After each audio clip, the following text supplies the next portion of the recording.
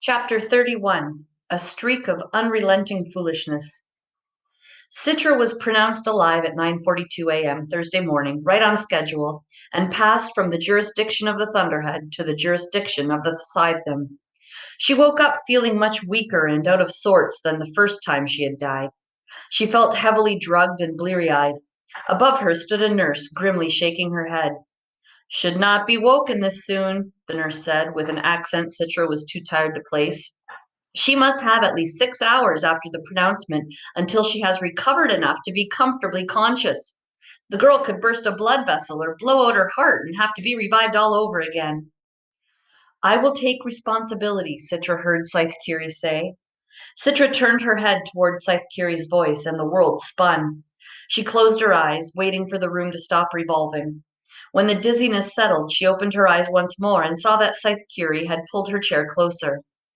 "Your body still needs another day to heal completely, but we don't have time for that." Scythe Curie turned to the nurse. "Please leave us now." The nurse grumbled in Spanish and stormed out of the room. "The High Blade," mumbled Citra, her words slurring. "He accused me of—" "Shh," said Scythe Curie. "I know of the accusations. Xenocrates tried to keep it from me, but Scythe Mandela told me everything." As Citra's eyes came into clearer focus, she saw the window behind Scythe Curie. There were mountains in the distance, covered with snow, and there were flurries falling just outside. It gave Citra a moment of pause. "How long have I been dead?" she asked. Could it be her splat was so severe that it took months to revive her? "Not quite 4 days." Then Scythe Curie turned around to see what Citra was looking at. She turned back with a grin. "The question is not of time, but of place.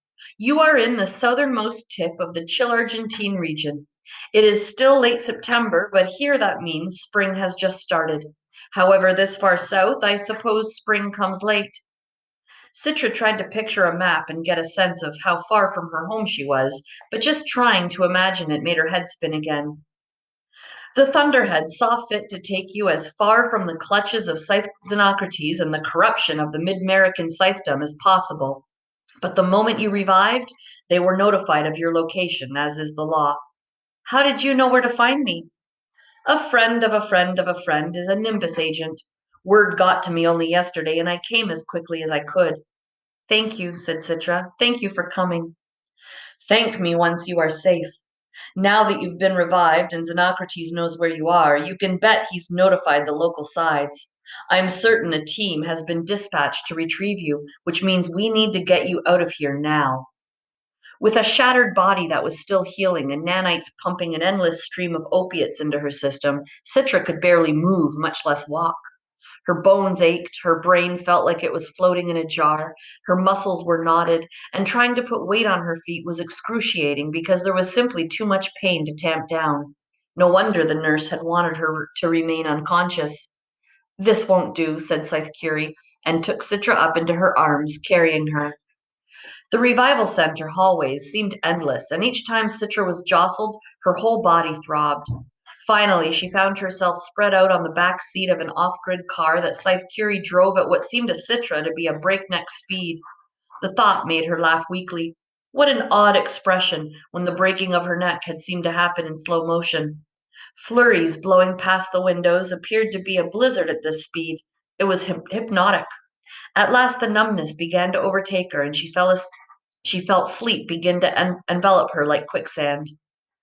But the moment before Citra lost consciousness, she remembered just a hint of a dream that may not have been a dream at all. A conversation in a place that was neither life nor death, but a womb between the two. "The Thunderhead, it spoke to me," Citra said, forcing herself to stay conscious just long enough to get this out. "The Thunderhead doesn't speak to sides, dear. I was still dead, and it told me a name, the man who killed Scythe Faraday." But the quicksand pulled her down before she could say more. Citra awoke in a cabin, and for a moment thought she might have hallucinated all of it. The Thunderhead, the revival center, the car ride in the snow. For that moment she thought she was still on the rooftop residence of Highblades and Ocrates, waiting for the torture to begin. But no, the light here was different, and the wood in the cabin around her was a lighter shade. Outside the window, she could see snowy mountains closer than they were before, although the flurries had stopped. Scythe Curie came in a few minutes later with a tray and a bowl of soup. Oh, good, you're awake. I trust you've healed enough over the past few hours to be a little more coherent and a little less miserable. Coherent, yes, said Citra. Less miserable, no, just a different kind of misery. Citra sat up, feeling only a little bit loopy now, and Scythe Curie put the tray with the large bowl of soup in her lap. It's a chicken soup recipe passed down for more generations than anyone remembers, she told Citra. The soup looked fairly standard, but there was a round, moon-like mass in the middle. What's that? The best part, said Scythe Curie. A sort of dumpling made from the ground crumbs of unleavened bread. Citra tried the soup. It was flavorful, and the moon ball unique and memorable. Comfort food, thought Citra, because somehow it made her feel safe from the inside out. My grandmother said it could actually heal a cold. What's a cold? Asked Citra. A deadly illness from the mortal age, I suppose. It was amazing to think that someone only 2 generations older than Scythe Curie could have known what it was like to be mortal, fearing for her life on a daily basis, knowing that death was a certainty rather than an exception. Citra wondered what Scythe Curie's grandmother would think of the world now, where there was nothing left for her soup to cure. When the soup was done, Citra steeled herself for what she knew she must tell the Scythe. There's something you need to know, Citra said. Xenocrates showed me something he said Scythe Faraday wrote. It was his handwriting, but I don't know how he could have written it. Scythe Curie sighed. I'm afraid he did. Citra was not expecting that. So you've seen it then? Scythe Curie nodded. Yes, I have. But why would he write that? He said I wanted to kill him, that I was plotting horrible things. None of that was true. Scythe Curie offered Citra the slimmest of grins. He wasn't talking about you, Citra, she explained. He wrote that about me. When Faraday was still a junior Scythe, all of 22 years old, he took me on as an apprentice, Scythe Curie said. I was 17 and full of righteous indignation at a world that was still heaving in the throes of transformation. Immortality had been a reality for barely 50 years. There was still discord and political posturing, even fear of the Thunderhead, if you could imagine that. Fear of it? Who could possibly be afraid of the Thunderhead? Well, the people who had the most to lose criminals, politicians, organizations that thrived on the oppression of others. The point was, the world was still changing, and I wanted to help it change faster. Besides, Faraday and I were of similar minds about that, which I suppose is why he took me on. We were both driven by a desire to use gleaning as a way of hacking through the thicket to open a better path for humanity. Oh, you should have seen him in those days, Citra. You've only seen him old. He likes to remain that way to keep himself from being too tempted by a younger man's passions. Scythe Curie smiled as she spoke about her former mentor. I remember I would wait outside his door at night, listening to him as he slept. I was 17, remember. Childish in so many ways. I thought myself in love. Wait, you were in love with him? Infatuated. He was a rising star who took a wide-eyed girl under his wing. Even though in those days he only gleaned the wicked, he did it with such compassion he melted my heart each time. Then she sobered a bit, looking a bit sheepish, which was a strange expression for steely Scythe Curie. I actually worked up the nerve to go into his room one night, determined to climb into his bed and be with him. But he caught me halfway across his bedroom floor. Oh, I made up some silly excuse as to why I was there. I was coming in to retrieve his empty glass or something like that. He didn't believe me for an instant. He knew I was up to something, and I couldn't look him in the eye. I thought he knew. I thought he was wise and could see into my soul. But at 22, he was just as inexperienced in such matters as I was. He had no clue what was really going on. Then Citra understood. He thought you wanted to hurt him. I think all young women are cursed with a streak of unrelenting foolishness, and all young men are cursed with a streak of absolute stupidity. He didn't see my obsession with him as love, but thought I meant him bodily harm. It was, to say the least, a very painful comedy of errors. I suppose I can understand how my advances could be misunderstood in that way. I do admit that I was an odd girl, intense to the point of being off-putting. I think you've grown into your intensity, Citra said. That I have. In any case, he wrote of his paranoid concerns about me in his Scythe journal, then tore it out the next day when I broke down and confessed my love with eyeball rolling melodrama. She sighed and shook her head. I was hopeless.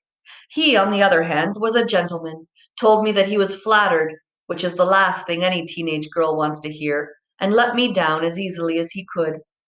I lived in his house and remained his apprentice for 2 more awkward months.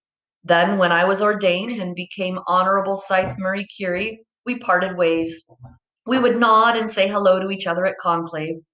Then, nearly 50 years later, when we both had turned our first corner and were seeing the world through youthful eyes once more, but this time with the wisdom of age on our side, we became lovers. Citra grinned. You broke the ninth commandment. Well, we told ourselves we didn't. We told ourselves we were never partners, just companions of convenience.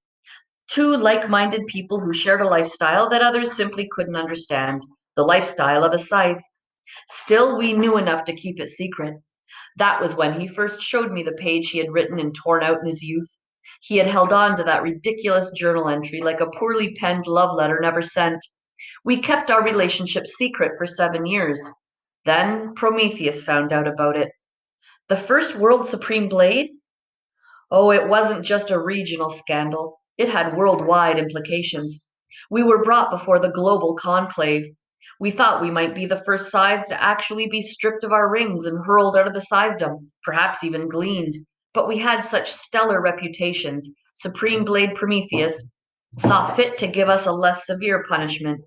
We were sentenced to 7 deaths, one for each year of our relationship. Then he forbade us to have contact with each other for the next 70 years. I'm sorry, said Citra. Don't be. We deserved it, and we understood. We needed to be made an example of for other sides who now might think twice before allowing love to interfere with their duty. 7 deaths, and 70 years later, many things had changed. We remained old friends after that, but nothing more. Scythe Curie seemed a mix of many emotions, but she folded them all away like clothes that no longer fit and closed the drawer. Citra suspected she never spoke of this to anyone else and would probably never speak of it again. I should have known he'd never throw that page away, Scythe Curie said. They must have found it when they cleaned out his things. And Xenocrates thought he was writing about me. Scythe Curie considered that. Perhaps, but probably not. Xenocrates is not a stupid man. He may have suspected the true nature of that page, but truth didn't matter. He saw it as a means to an end, a way to discredit you in front of respected sides like Scythe Mandela, who heads the bejeweling committee, and thereby ensure that Scythe Goddard's apprentice would get the ring ahead of you. Citra wanted to be angry at Rowan for this, but she knew whatever else was going on in that head of his, this was not his doing. Why would Xenocrates even care? He's not one of Goddard's miserable crew of scythes. He doesn't even seem to like Goddard, and clearly couldn't care less about me and Rowan. There are more cards in play than can be read at the moment, Scythe Curie said. All we know for sure is that you must stay out of sight until we can clear you of even the suggestion of wrongdoing. Just then, someone came to the door, startling Citra. She hadn't known anyone else was in the cabin. It was another Scythe by the look of her, probably the one who owned the cabin. She was shorter than Scythe Curie. Her robe had an intricate pattern in many colors, red, black, and turquoise. It seemed less of a fabric and more of a tapestry, intricately woven. Citra wondered if all chill Argentine Scythes wore robes that seemed not just handmade, but lovingly made. The woman spoke in Spanish, and Scythe Curie responded in kind. I didn't know you spoke Spanish, said Citra after the chill Argentine Scythe had left. I speak 12 languages fluently, said Scythe Curie, a bit of pride in her voice. 12? Scythe Curie offered up a mischievous grin. See if you don't know as many languages when you've lived as long as I have.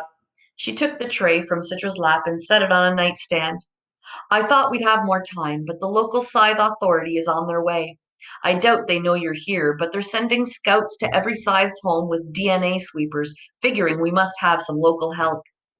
So we're on the move again? Citra swung her feet off the bed and planted them on the ground. Her ankles ached, but only slightly. It was a good kind of ache. I can walk myself this time. Good, because you'll be doing a lot of that, Scythe Curie glanced out the window. No one was coming yet, but there was a tension in her voice that wasn't there before. I'm afraid I won't be coming with you, Citra. If I am to clear your name, I need to go back home and rally as many Scythes as I can. But the local Chill Argentine Scythedom, what can they do to me? I'm breaking no commandment. All they can do is wag the naughty finger at me and refuse to wave goodbye as I drive to the airport. So when you get home, you'll have to tell everyone the truth about that journal entry. I don't see what other choice I have. Of course, Xenocrates will claim that I'm lying to protect you, but most will take my word over his. Hopefully that will embarrass him enough to withdraw the claim. So where can I go? Asked Citra. I have an idea about that. Then Scythe Curie reached into a drawer and pulled out the rough woven burlap frock of a tonist. You want me to pretend to be part of a tone cult? A lone pilgrim. They're very common in this part of the world. You'll be a nameless, faceless wanderer. It wasn't the most glamorous of disguises, but Citra knew it was practical. No one would look her in the eye for fear of getting an earful of Tonus twaddle. She would hide in plain sight and come home just before winter conclave. If Scythe Curie hadn't cleared her name by then, it wouldn't matter anyway. She wasn't about to spend her whole life in hiding. Then the chill Argentine Scythe burst in again, this time much more agitated than before. They're here, Curie said. She reached into her robe and pulled out a small folded piece of paper, pressing it into Citra's palm. There's somewhere I want you to go. Someone you need to see. The address is on that paper. Consider it the final part of your training. Citra grabbed the frock, and while Scythe Curie hurried Citra out of the room and to the back door, the chill Argentine Scythe went to a weapons wardrobe and quickly filled a sack with concealable blades and firearms for Citra, the way a worried mother might fill her child's bag with snacks. There's a public car in the shed at the bottom of the hill. Take it and head north, Scythe Curie said. Citra opened the back door and stepped out. It was cold but bearable. Listen to me carefully, said Scythe Curie. It's a long trip, and you're going to need your wits about you to get where you're going. Then Scythe Curie went on to give Citra the instructions she'd need to make a journey of many thousands of miles, but she was cut short by the sound of a car pulling up in front of the house. Go. As long as you keep moving, you'll be safe. And what do I do when I get there? Scythe Curie met her eye with a hard gaze that revealed nothing but added importance to her words. A tonist might call it resonance. When you get there, you'll know what to do. Then there came that all too familiar pounding on the front door. Citra bounded down the snowy hillside, careening off pines in her way. The aches in her joints reminded her that she was still a few hours shy of a complete healing. She found the shed, and the public car was there just as Scythe Curie had promised. It powered up for her as she got in, and it asked for a destination. She wasn't foolish enough to give it one. North, she told it, just north. As she sped off, she heard an explosion and then another. She looked back, but all she could see was black smoke just beginning to rise above the treetops. Dread began to fill her. A man wearing a robe similar to the one Scythe Curie's friend wore burst from the trees and into the road behind her. She saw him for only an instant, then the road took a sharp turn and he was gone from sight. Only after the public car had wound its way down the mountain pass and was on a main road did she look at the paper Scythe Curie had given her. For a moment, it felt as if her bones had spontaneously reshattered, but the feeling passed and settled into jaded resolve. She understood now. When you get there, you'll know what to do. Yes, she most certainly would. She stared at the piece of paper for a moment more. She needed only to memorize the address because she already knew the name. Gerald Vandergans. The Thunderhead had spoken to her, and now so had Scythe Curie. There was a long journey ahead of Citra, and at the end of it, much work to be done. Citra couldn't glean, but she could exact vengeance. She would find a way to deliver justice to this scythe killer one way or another. Never was she so thankful to have a sack of weapons. This was a matter too delicate to be left to the blade guard, and although Scythe San Martin detested being used as a mere enforcement agent, he also knew that catching this mid-American girl would be a feather in his cap. He knew the girl was there even before he knocked on the door. His associate, an over-enthusiastic junior scythe named Bello, had already turned on the DNA detector and picked up traces the moment they stepped out of the car. San Martin drew his weapon as he approached the cabin, a pistol he'd had since the day he was ordained, given to him by his mentor. It was his weapon of choice for all gleanings, an extension of who he was, and although he didn't expect there'd be anyone to glean today, it made him feel whole to have it drawn. Besides, gleaning aside, it might be necessary to incapacitate someone, although he had been warned not to render anyone, especially the girl, deadish, because that had created the very fiasco he was now attempting to resolve. He pounded on the door and pounded again. He was ready to kick it in when none other than Scythe Marie Curie herself came to the door. San Martin tried not to be starstruck. The Marquesa de la Muerte was well known throughout the world for her early achievements, a living legend everywhere, not just in the north.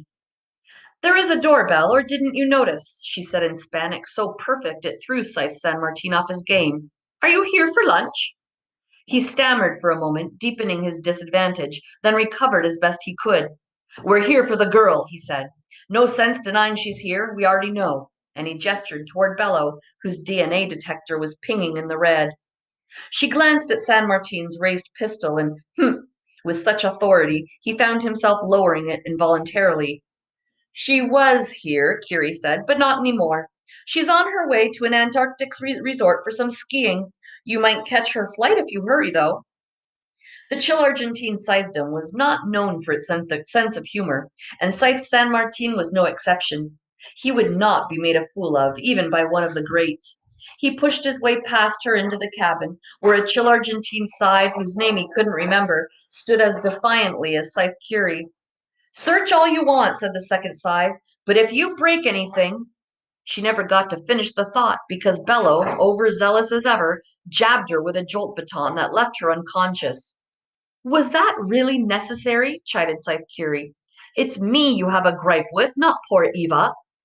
On a hunch, San Martin went out the back door and sure enough found telltale footprints in the snow. She's on foot, he told Bello. Apurate! She can't have gotten far.